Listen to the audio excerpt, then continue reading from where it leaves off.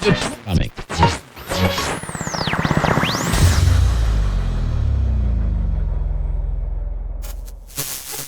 This past NFL season, I think, even though it's on average a little bit less than the prior season's audience per game, 17.1 last season. This most recent season was about 3 to 4% less at about 16.7 or 8 and some change. Not much of a difference.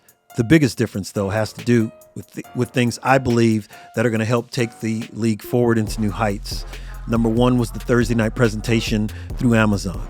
Wasn't as strong in some people's eyes as far as the quality of the games, but that to me wasn't the most important. The most important was how to present the game moving forward to a new crop of audience members moving forward. That Thursday night football game, I think, is just the tip of the iceberg of what may happen with how the NFL will present its product moving forward. That being 4 different presentations, touch of a finger, the next gen stats presentation. We get into that in this episode with my buddy Jorge Marti, 35-year sports journalist, and talk about the importance of all the new quarterbacks, the young quarterbacks under 28 years old, from Lamar Jackson to, of course, Patrick Mahomes, the man, and Jalen Hurts, the other man. Jalen Hurts, to me, he's incredible. He's absolutely incredible. Josh Allen, Trevor Lawrence, Justin Herbert, Joe Burrow. We can go on and on and on about the NFL is in good hands. It's all about the shield with the NFL. But the fact that you take a look at the quarterbacks, all under 28 years old, that are in charge, in my opinion, moving forward, they have to be, meaning the NFL, along with the digital presentations through Amazon, which is only going to, I think, be stronger and stronger moving forward. I think the NFL has to be extremely excited. This past Thanksgiving game between it's always the Cowboys, right? The Cowboys and the New York Giants, their division rival. 42 million people watched that game. That's an NFL record. Last year's game with Dallas playing the Raiders, Dallas against the Raiders in Thanksgiving 2021. That was a record at a little over 40 million eyeballs for a Thanksgiving game. And it was just broken. So I think even though overall the NFL saw a little bit less, I think overall it's going to be even much better moving forward. So we're going to get into that on this episode of The Bunker. Stay tuned.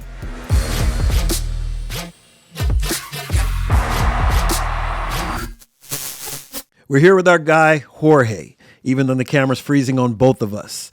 And I'm looking at wrapping up the season for 22-23 season. I'll call it 23 since the Super Bowl is always at the beginning of the year. But as far as the 2022 NFL season, lots of benchmarks that were met and exceeded overall with the NFL. They're very happy with the direction things are going. They've tried a lot over the last 4 or 5 years, dealing with COVID, dealing with any and everything that came out of that mess, and they're looking stronger than ever.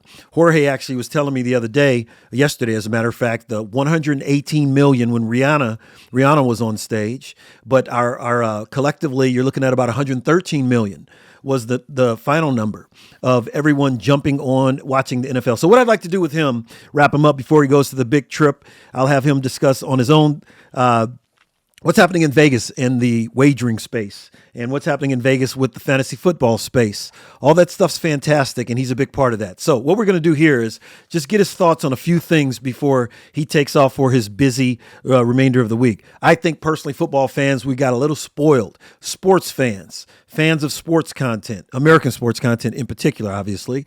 We were a little spoiled this past year. I think it feels great. I think it was fantastic what took place. Last year, you're looking at about 17.1 on average regular season games reviewed. 17.1 million people viewed on average.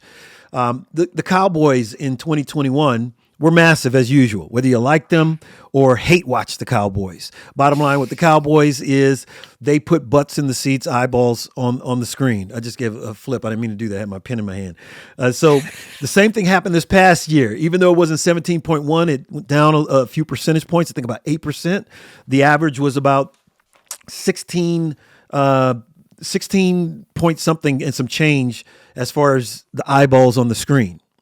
Still phenomenal because they jumped into Amazon. First thing I'd like to ask, the overall presentation, as far as NFL's overall presentation, Jorge, Where do you think they succeeded? Where do you think they have some challenges in moving forward, things they need to work on, such as the refs? Heard a lot of chirping and chatter about the refs this past year. Certain rules.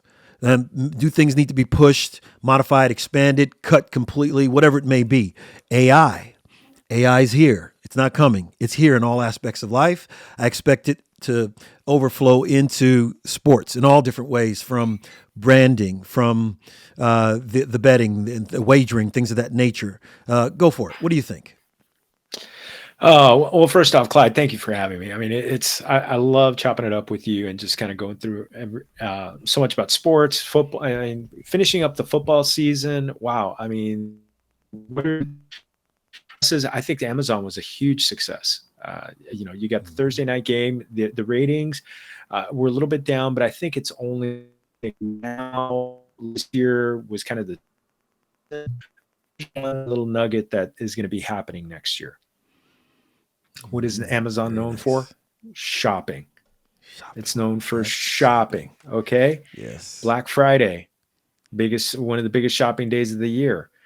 Amazon is going to be hosting a football, a Friday football game on Black Friday. That's fantastic. Now you've got an island game. What that's going to do, we're going to see a lot more games, like solo games happening on Fridays. Maybe Friday night lights after the college and high school seasons are done in December. Maybe some Friday night games, maybe some Saturday games. I mean, we saw huge ratings on that one. So when it comes to the NFL, and it comes to the presentation, all they have to do is get stuff out there. The shows themselves. I mean, we talked job on the pregame show.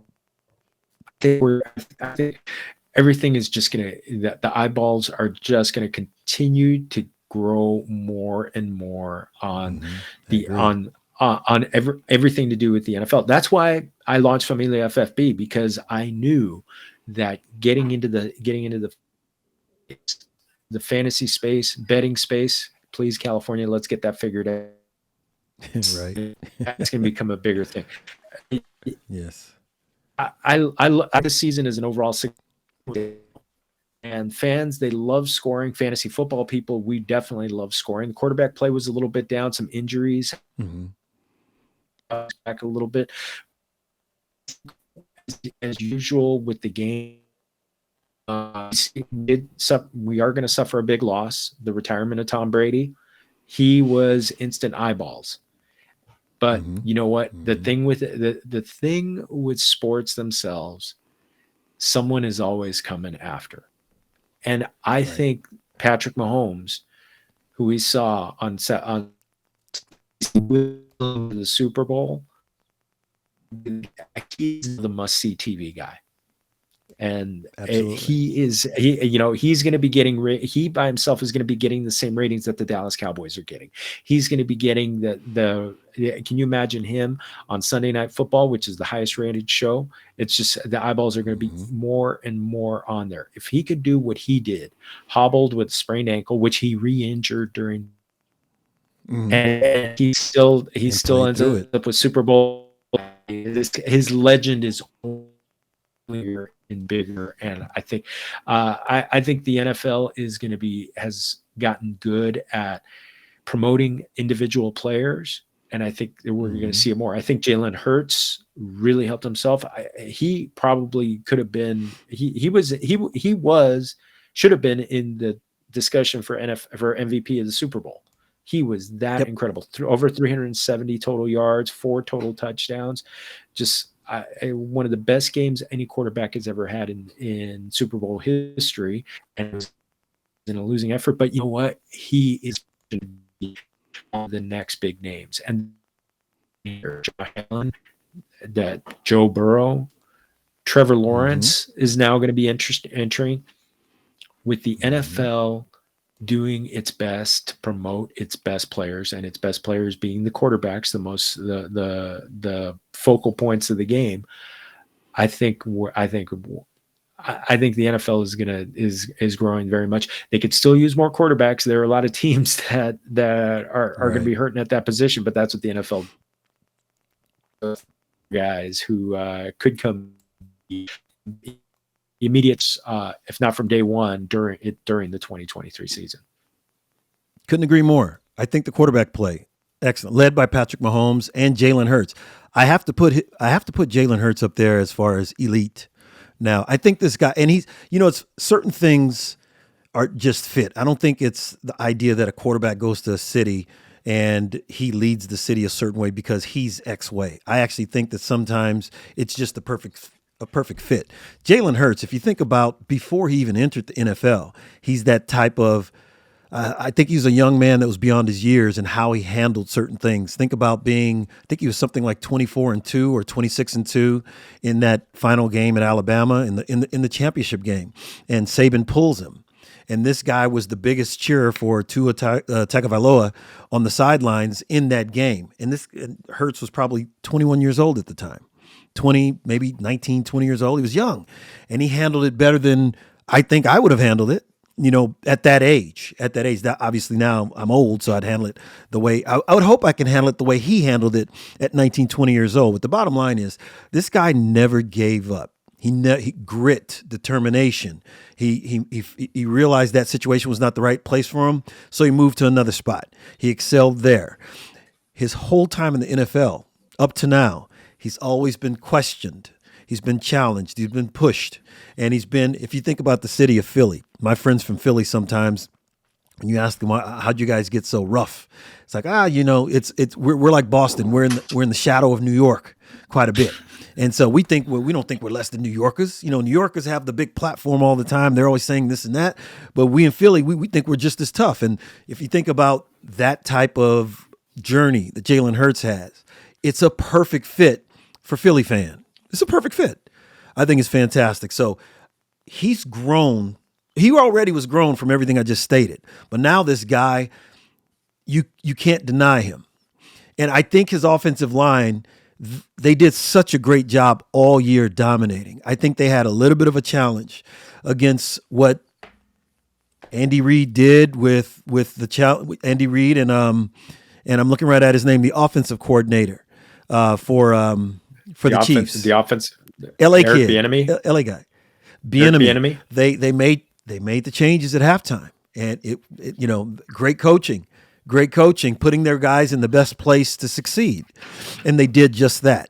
And so whether it was the O-line blocking that great front on the defensive side for Philly, or it was the D-line with Andy Reid's help as well. And I'm looking at his defensive coaches. I'm brain farting on stuff right now, but Steve Spagnuolo.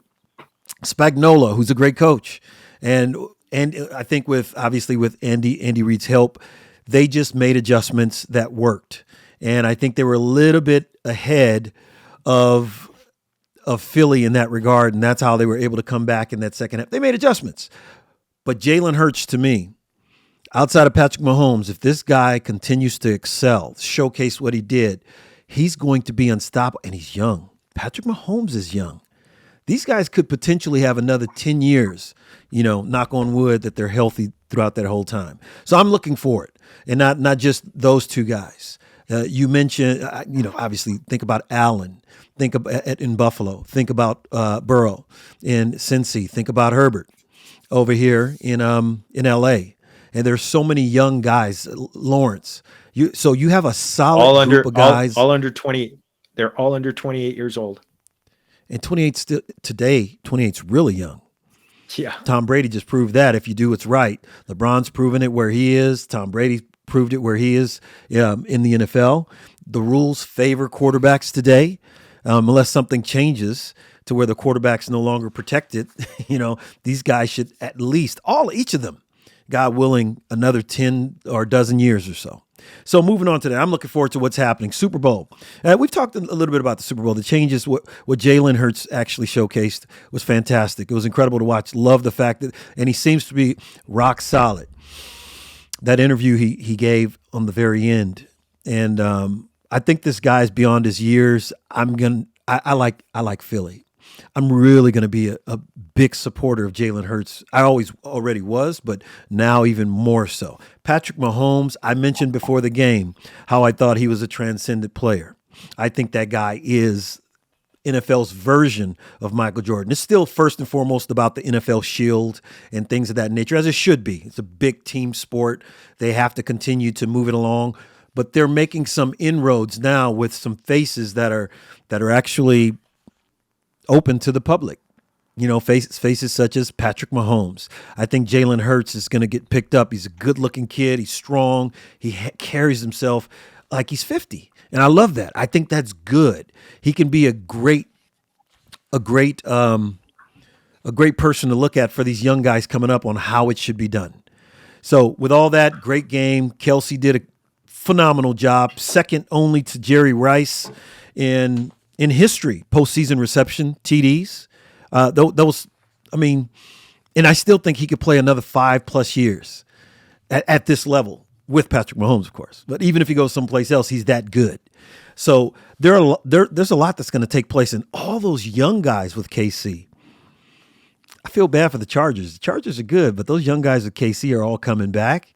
They still have those 2 or 3 years left on their contracts. I think they're going to be a problem for everybody. Oh, yeah. I almost feel bad for Josh Allen. Oh, yeah. I agree. Yeah, the Chargers, I think that moves. I'm sorry. Go ahead. Oh, yeah. I think the Chiefs, they nailed almost every draft pick. They had only one rookie that did not suit up for the Super Bowl. Everybody else suited up there, and almost there in second. Isaiah Pacheco was a major contributor at running back. Sky Moore caught the touchdown after what a lot of people, especially a lot of people in the fantasy community, were really hoping for big things out of him. Well, he had kind of like a growing year, but he scored there at the end. And to think so many people thought this was going to be a rebuilding year. They lost Tyreek. They're going to do it. They figured out team a way. Sport, man. Figured out a way. And when you've got number 15, he erases a lot of errors. Hey, man, listen. That's why I called him the NFL's version of Jordan. I've never seen a quarterback like this dude. He has an absolute cannon for an arm. He's fast enough to elude the defensive first and second rows of defenders.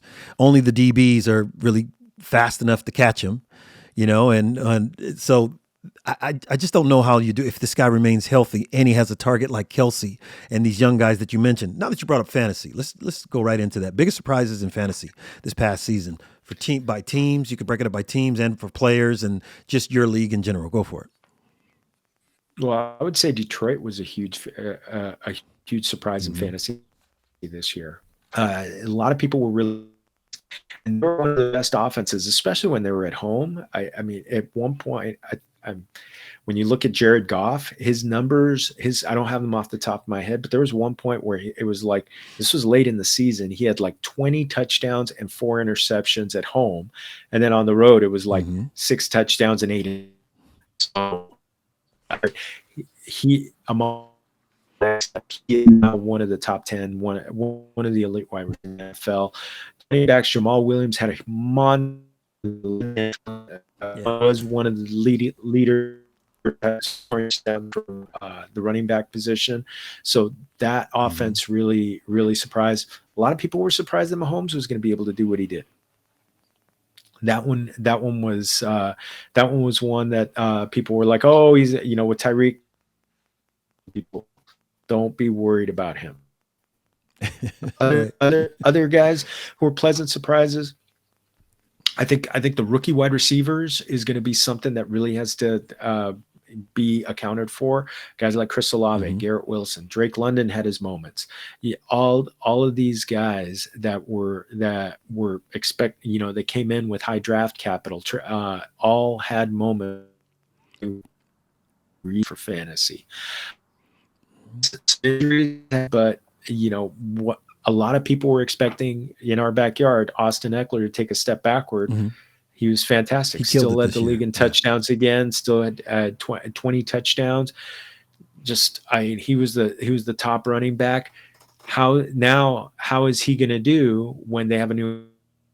So that's something to keep.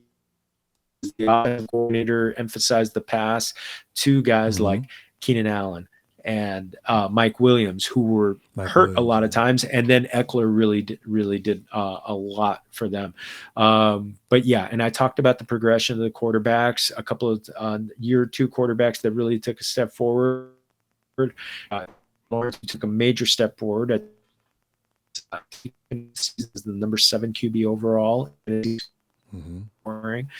Justin Fields, he broke fantasy there for a few weeks there, where he was just back to back, top quarterback in fantasy. I mean, his rushing, if it now fix the offensive line a little bit better, are they going to get a little bit better against great pass rushes, because he definitely had a lot of company in the backfield a lot. So those two quarterbacks, it was a pleasant surprise to see him. But yeah, I think one of the things that we're going to be looking at is, are we going to see a bit of a change in the guard at the running back? So that there are some good ones. But right now, going into the season, Christian McCaffrey. Oh, that was a big surprise, seeing Christian McCaffrey go from Carolina to the 49ers, and the things that he was able to do. But yeah, you look at him, and he I mean you see many guys who are, that are taking that step forward. The young guys who are taking that extra step, because it is such a young man's league. Those running backs, those really, really good running backs, the young ones, they're going to be taking a step forward. Ken Walker's a very good one, a good example of that this season. Unfortunately, we didn't get to see that with Breece Hall much. He was taking those major steps. And Taylor writing off. I think he's going to be 24 this season. And who's that? And Jonathan Taylor. He's only 24. Indianapolis Colts. I think he's only. He's 24. that young? Yeah. Wow, seems like he's been in the league 10 years. This was only his third year in the league. Oh wow, okay. Came out around 20. Okay, wow. But people were writing him off at the end of the season because he got hurt. Now is he is he gonna? He's top 5 to me. Oh, absolutely. Yeah, they've got a new coach. They just hired the coach for the offensive coordinator for the Philadelphia Eagles, Shane Steichen, who did wonders with Jalen Hurts, and before that, he did wonders with Justin Herbert during his rookie year. So, and all of a sudden turn him into maybe the next big thing. Is it going to be Bryce Young? Is it going to be Will Levis? Is it going to be C.J. Stroud or Anthony Richardson from Florida? Not possibilities to talk about. Please get quarterbacks. Come on, manufacturing line. Keep giving us 6'4" guys that weigh about 220 and throw the ball 80 yards. Please, Absolutely. We need more unicorns. It'll be interesting with more unicorns. I think they're not necessarily unicorns anymore. Who's the kid from Alabama this year that's coming out? He's a Southern California kid, Bryce Young, right? So he's on the small side, right? He reminds, but I think if you're good, you're good. Doesn't matter. The talent can showcase. I do agree with you though. These kids that aren't necessarily the most heralded coming out. Sometimes they work out to be freaks, and sometimes they don't. Patrick Mahomes was Texas Tech. Josh Allen was Wyoming. The kid that came out of Wentz, I still believed in him. The injury thing got him. That football's so brutal. Once you get hit in the manner in which he was hit the first 2 years, it's almost impossible to come back from that.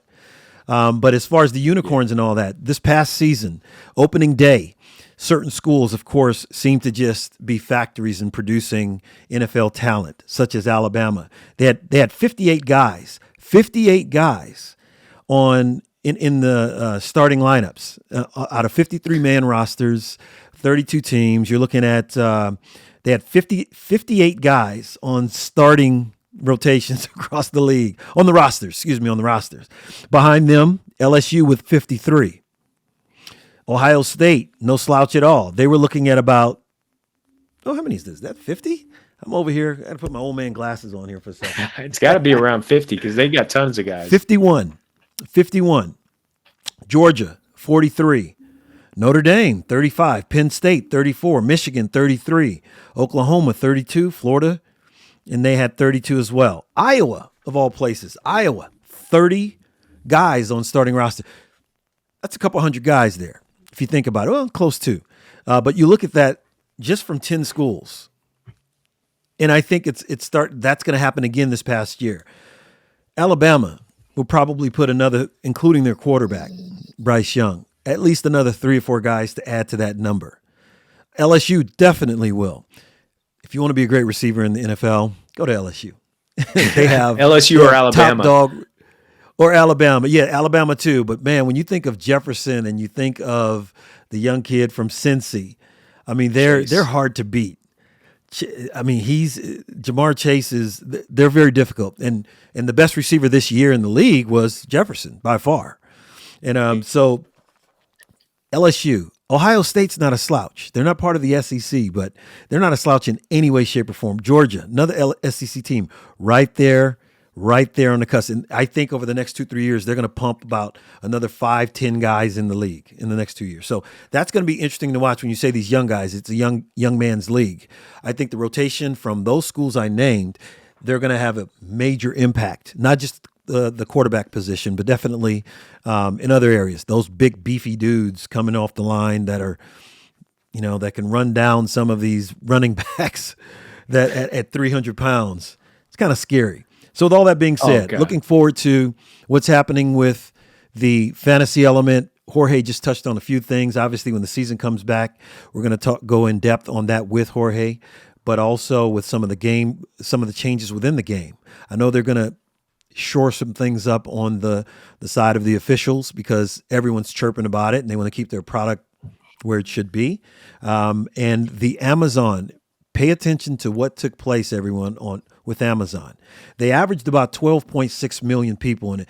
As far as the NFL, it's a little bit lower than the average game in the NFL, but it's bigger than people think. I do think that some of the games are not that strong, but that's not the point. The point is that pipeline presentation on digital through a digital company is the wave of the future. Amazon, they've partnered with Nielsen, the legendary rating service.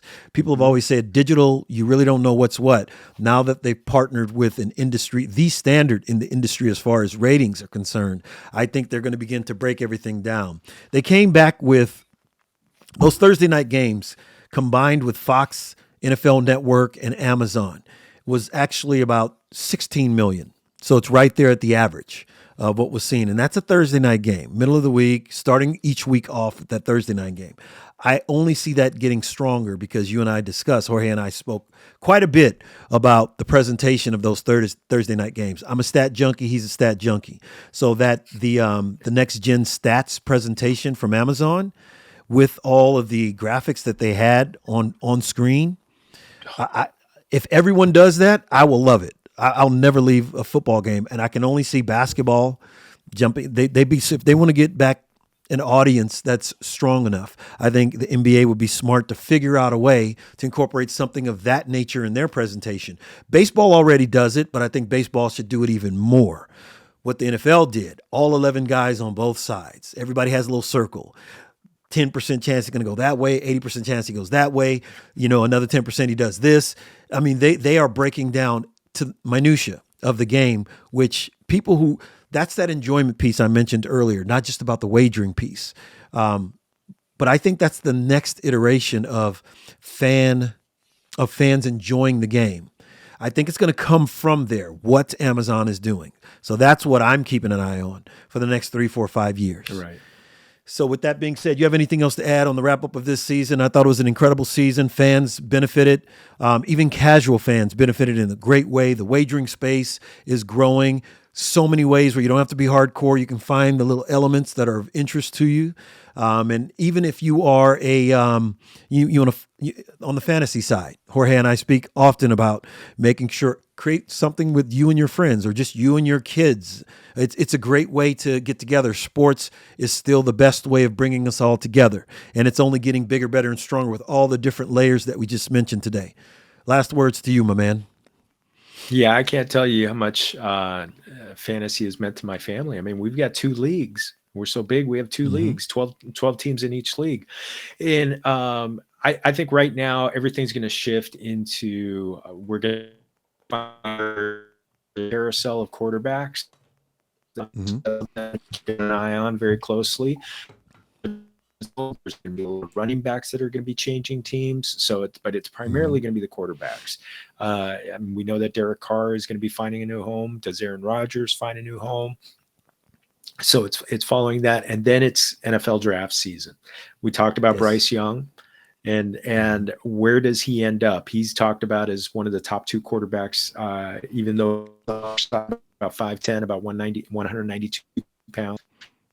That so keeping an eye on the combine. I mean, the NFL is such a magnifying glass. There's going to be so much great information and content that's going to come out over the next couple of months, basically between now and when the draft comes,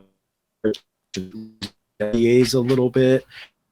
By the time the NFL draft is done, most of the hay is in the barn. So I think that's what happens. My dog is your doggy.